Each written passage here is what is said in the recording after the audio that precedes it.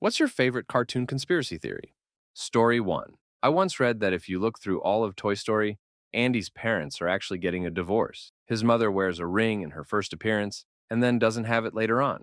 His mother gives him an extra big birthday party with a special present, which apparently is a thing parents do for kids during divorces. His father's never seen. Andy develops a strong dependency on his male figure toys. Kind of strange, but then again, many kids go through this, so it would make sense to hint at it in a movie about children and growing up. Another one, actually made up by Steven Hillenburg, that all the characters in SpongeBob are mutated as the result of nuclear testing at Bikini Atoll. That's the reason Sandy is down there, to study them. Story 2, the Courage the Cowardly Dog theory is my favorite. Courage is actually a normal dog, and he sees the world through a dog's eyes. All the villains in the show are just normal people, but to a little dog, they seem scary. They don't actually live in the middle of nowhere, but since his owners are too old to take him outside for walks, he only knows what's around his immediate property, and everything beyond that is nothing because he's never seen it. I always figured it was so open and barren out there because it was struck by a nuclear blast, and they were so old and stingy,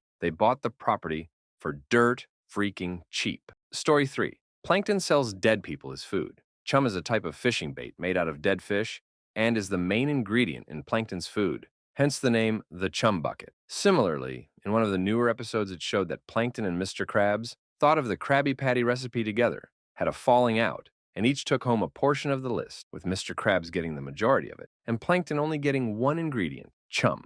It's very likely that Krabs noticed that one ingredient was missing, remembered what it was, and continued adding it to his food. Story 4. I'm disappointed about the lack of Pokemon taking place after a war. Lieutenant Surge says that his Pokemon saved him in battle. There's also a severe lack of middle-aged men in the show.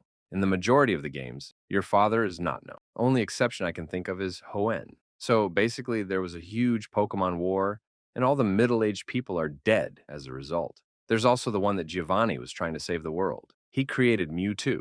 Mewtwo was uncontrollable, so Giovanni felt that he was a danger to the world and needed to stop him. He attempted to steal the Master Ball and Sylph Scope. The Sylph Scope would identify ghosts, which are strong against psychic. The Master Ball was a last resort. Then there's the Kangaskhan baby Kabone, and that Marowak was supposed to evolve into Kangaskhan. Gengar's Clefairy's Shadow. Metapod was supposed to evolve into Venomoth, and Venonat was supposed to evolve into Butterfree. Ash was in a coma for the entire Pokemon show after being struck by Pikachu's lightning. Ditto is a failed copy of Mew. Story 5. Adventure Time. Ice King's fan fiction universe is another world in the multiverse, and in that version, Simon retrieved the tiara from the dig site, and since it is not a crown, he does not put it on to impress Betty. Instead, he puts it on Betty, turning her into the Ice Queen. Ice King is obsessed with the fan fiction unit. The crazy stalkery part of him wants it to be real, so he can meet Fiona and they can get married. But I believe that deep down, there is a piece of Simon who just wants to get back to Betty and realizes she lives on as the Ice Queen. I also believe that when Prismo granted the Lich's wish, altered by Jake, he sent Finn and Jake back to the land of Ooh and sent the Lich to the fan fiction universe on account of Prismo's wishes being like a monkey's paw.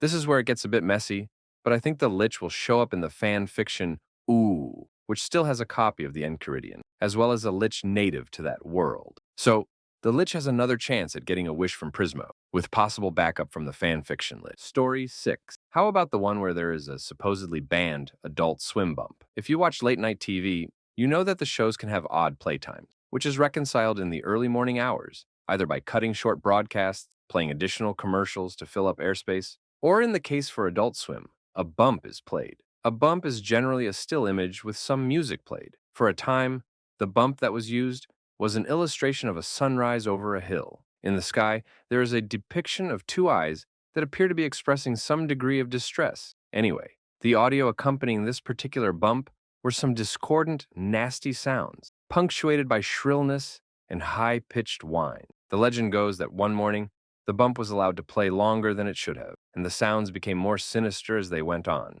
Eventually, it turned to screams, and the story goes that the audio was the last screams of some murdered people, highly distorted at first, but becoming undistorted as the track played out, which would explain why no one had ever complained about it. Apparently, the bump was never used again after that incident. Story 7.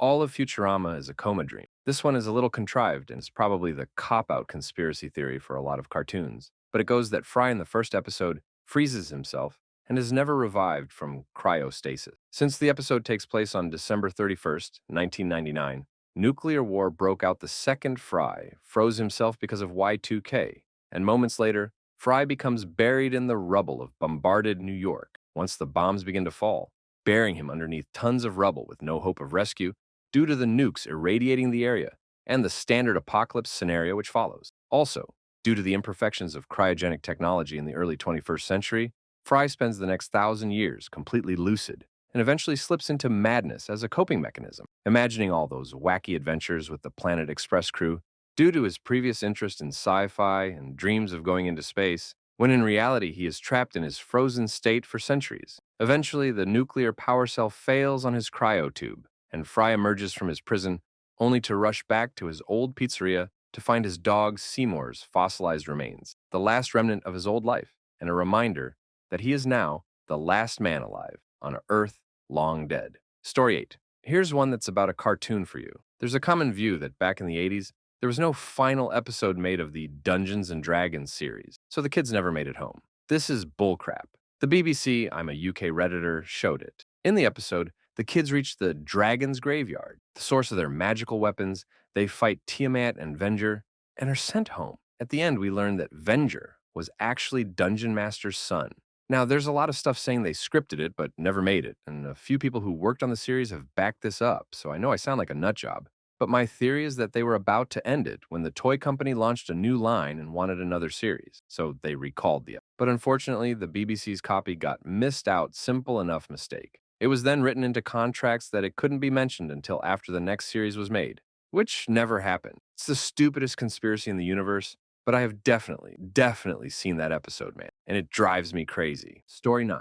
I have a theory about Adventure Time. In one episode, Strong Girl, sorry, don't know the name, asks Finn to put the light on in the sewers. So they go down there and she tells them that she lives there. So my theory is after the nuclear explosions, 1,000 years ago, because that's how old Marceline is all. Humans left went down the sewers through the bad sewer water. They mutated into fish people, but not the parents of Finn, or they are the next ones in the evolutionary state. Not sure yet, but Finn's parents put him on the surface to live outside of the sewers. When he meets Strong Girl, she looks exactly like him, besides being buff and muscular. I think she is his younger sister. They put him up, but they could not do the same for her. So she stayed in the sewers to protect the last humans from the black pool toy creature. Story 10. This is my personal one, but Adventure Time's post-apocalyptic society takes place in the wake of Futurama's future. In the late Philip J. Fry, they travel forwards to the year 10,000, 7,000 years after the show, showing wrecked civilizations, etc. At one point, they make a gag that it's a preceding line of creatures gaining intelligence and then blowing themselves up. Well, Adventure Time theorists are all about this mushroom war deal. Clearly, some kind of nuclear war. But who's to say it took place in the present? Maybe it was a long series of wars, ending in 10,000, and then the resulting wasteland combined with the aliens on Earth, future technology, and the strange abundance of life forms. This could explain why they are so nonchalant about things like time travel, robots, and other futuristic technology. Just my thoughts. Story 11. Scooby-Doo. Scooby isn't real, but in fact an imaginary friend of Shaggy, who in turn is a recovering drug addict who still suffers from severe hallucination. All of Scooby-Doo's antics are in Shaggy's mind, and the rest of the gang just play along because they love Shaggy and don't want to hurt him. The harsh reality, the talking dog isn't in fact real. Scooby snacks are laced with hallucinogens that keep the dream alive. All of his friends know this, but cannot stop this without risking a terrible mental breakdown. They are stuck in a prison of lies, built on a foundation of good intention. Story 12. The Big Zero wasn't about a city of amnesiacs living in a post-apocalypse, but was actually about a group of anime characters that were starting to become sentient. Big Zero was the most meta show in history. No one in Paradigm City had memories from more than 40 years before, because when production started, the writer of the show was 40 years old. The characters that did have memories that appeared to be from prior to 40 years ago were actually memories they had from previous drafts. Paradigm seems like it was built over a previous version of itself, old ideas. But even further below that is a recently built infrastructure, populated with ghost-like apparitions, fresh ideas. A book in the show, Metropolis, was actually the script and only half finished, like the show itself. Roger Smith's metal breakdown is filled with images of himself and the cast as blank mannequins on a stage. Characters they're playing, not who they actually are. The password to summon Big Zero is Showtime, and the password to activate its ultimate weapon was Final Stage. Episodes were separated into acts. Story 13. The Flintstones isn't set in prehistoric times. It's set in post-apocalyptic times. Bedrock, as we know it, is one of many attempts to return society as it once was, with the shells of dead clams serving as currency, and animals that have been so mutated as to adapt anthropomorphic features serve humans as familiar tools of the past. Somehow, Fred Flintstone was responsible for the nuclear holocaust that ended most of humanity, and he is haunted by this, by a hallucinated alien he calls Gazoo. Story 14. I got this from a really good thread last year. Ever wonder just how Angelica could talk to the babies? Angelica is the only one who can talk to the babies because they are a figment of her imagination. She is spoilt, sad, and lonely because her mother is constantly working and has no time for her. Her relationship with her dad is superficial and unsubstantial. No real love is ever shown to her. So how did it come about that Angelica would have to imagine these babies? Tommy died soon after childbirth, a fact reflected by Stu never leaving the basement, inventing toys that his son will never play with. Chucky died in the car crash along with his mum, also reflected in the actions of his father. The crash has made him a pathetic, nervous wreck most of the time. Most interesting is Phil and Lil. There never were any twins, there was just one baby. However, this baby was a stillborn, and Angelica never knew the gender of the stillborn. So she invented twins of different genders. Sadly, Angelica never uses her imaginary friends to comfort or entertain her. Instead, she is mean and nasty to them. She has invented this relationship with these babies so she can vent her frustrations of being a spoiled, lonely brat who has seen much hardship from these unfortunate parents. Frustrations that can't be satisfied by a typical childhood relationship with a doll, albeit a Cynthia one. Story 15. In Avatar, The Last Airbender, bloodbending is a metaphor for abuse. It is considered evil in the show because you force your will onto another person by using your powers inside them. The first person to use it was a woman who was taken from her village in wartime. She taught herself in captivity and used it to escape, and then, much later, taught Katara how to do it and forced her to use it. Go back and watch that episode again, and then watch the Big Legend of Korra flashback reveal, and tell me it doesn't make your skin crawl a little. Story 16. I think The Little Princess, a British cartoon that is narrated by Julian Clary, is set in a mental facility. It's a place out in the countryside in a big blue stone house, castle. Her parents are the king and queen, but wear clothes that would suggest otherwise. The general is always walking around in the pond with no shoes on. The soldier rides a pretend horse on a stick. The chef is obsessive. All of the characters are odd. The little princess is always in her nightdress and playing with the animals, suggesting her parents don't pay much attention to her. So I believe both her parents are patients, and they tell her they are royalty. Everyone keeps up the ruse because they are all equally crazy. Story 17.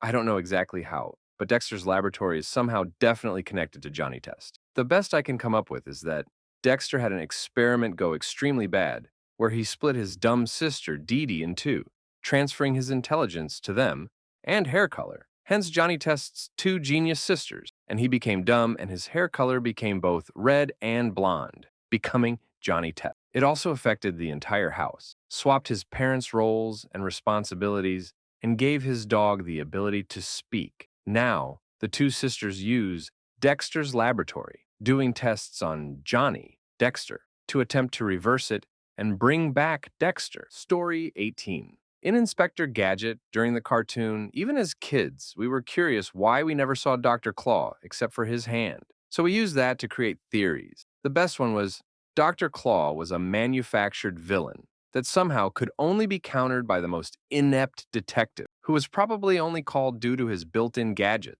Most of the gadgets were auto-reactionary to the situation, like spring legs malfunctioning to dodge blades at the last moment, or the arms extending to sock a person walking up behind him when all he was trying to do was grab something behind him without looking. So who manufactured Dr. Claw? What about the girl who just so happened to create such high-level tech like satellite communication, reduced in size, to be able to store inside a dog collar, or the ability to break into any computer system with a little pad? Talking about Penny. Penny was always the one in control who pushed her uncle in the correct direction when he got distracted, either through Brain the dog or directly through various means. It seems like a very odd coincidence that the only person called in to deal with Claw was Gadget, and a really capable genius is his niece, who's able to put up with him constantly in danger. Since Gadget is very capable of killing himself, she has to monitor and, in theory, build the situations to seem really hard, as to not let Gadget guess otherwise. This means not only is she creating plans to counter her plans through Dr. Claw, she's also building the worldwide threats through Claw. Then they made the figure with Dr. Claw as a person, and I was old enough to not care, but be a little bit disappointed. Story 19. SpongeBob SquarePants essentially represents all aspects of life personality. One character represents ignorant, yet blissful happiness, SpongeBob. One character represents a misguided artistic endeavor, Squidward. One character represents a completely illogical, misguided, yet happy perception of life, Patrick. One character represents complete greed, Mr. Krabs. Not the most insightful thing, but I buy it. The characters of SpongeBob are actually representations of the 7 deadly sins. SpongeBob lusts for Krabby Patties, often neglecting things like hygiene, health, or happiness in the pursuit of them. Crabs are greedy, Sandy is proud, Squidward is wrath, Plankton is envy, Gary is gluttony, which might seem like a bit of a stretch, but there are episodes where Gary eats the entire couch or other furniture because he is hungry or runs away, because he wasn't being fed enough and even eats a year's worth of food SpongeBob leaves out for him. Patrick represents sloth, even receiving an award at one point for being the person to do nothing under a rock for the longest period of time. Story 20 Tigger from Winnie the Pooh represents the everyman today. The obvious ones are the fact that he is always on the go, traveling from place to place really quickly with something to do, and the fact that he's speaking in abbreviated phrases, which means something else, which is an early equivalent to internet shorthand, obviously. If you go a little bit deeper, you can see some other interesting trends that match up to today's world too. For instance, Tigger can be seen in, I believe, his first episode from way back when, taking Rue out to play for the afternoon. Kanga, Rue's mother, is never portrayed as having a husband, making her a single mother. Tigger's intent might very well be trying to show Kanga that he is good with children and a suitable husband, or perhaps his intentions are more disingenuous. To try and cement his relationship with Kanga, Tigger does many things with Rue he would not normally do or has ever done, to impress little Rue. Had nothing gone wrong in the story, Rue likely would have shared the stories about all the fun he had with Tigger with his mom, Kanga, building up the trust and affection for an eventual relationship between Kanga and Tigger. Even further, you have the nature of Tigger's personality and his physiology. Now, no one I've ever met is made of rubber and springs, but they are metaphorical. Tigger is a person who can spring back from anything that knocks him down. And should he ever try to reach the highest of heights, he'll bounce off of anything that stops him without being hurt by it. Essentially, he is extremely ambitious. What makes this so much more convincing about people today is the emphasis he puts on his uniqueness. He's the only one. Tigger is very sure of himself and always believes he is the best at everything, when in fact, he is not. Always on the go, talking in abbreviated words, courting single mothers, ambitious, a little too unique, and can always pick himself up when things knock him down. That spells Tigger. Story 21. I'm totally sure I'm late to this game, but I noticed there is no Ed, and Eddie purgatory theory here. We hadn't always been here, but the neighborhood has. Even before it was a neighborhood on Earth, this one had been here. Here for those that would be lost on those cursed grounds. Here for those who would die, long before their real life ever truly began. Here for those who never really wanted to grow up. We come from different times, and we come from different lives, but one thing remains true of all of us. We lived on the earthly realm of the neighborhood at some point in our lives and died long before our time was supposed to come. We don't remember much of our lives in the cul-de-sac since the last member of our group joined us, and certainly we won't remember now when the next spirit comes. But here's what we do know. Rolf was the first to come here. Unlike most of us, he was born in far-off lands, and even in the afterlife, hasn't lost the touch of his old world upbringing. He lived in the neighborhood before it was developed. The son of a shepherd, he and the rest of his family came to start a farm on the lands that would soon turn into the place we would all eventually reside in.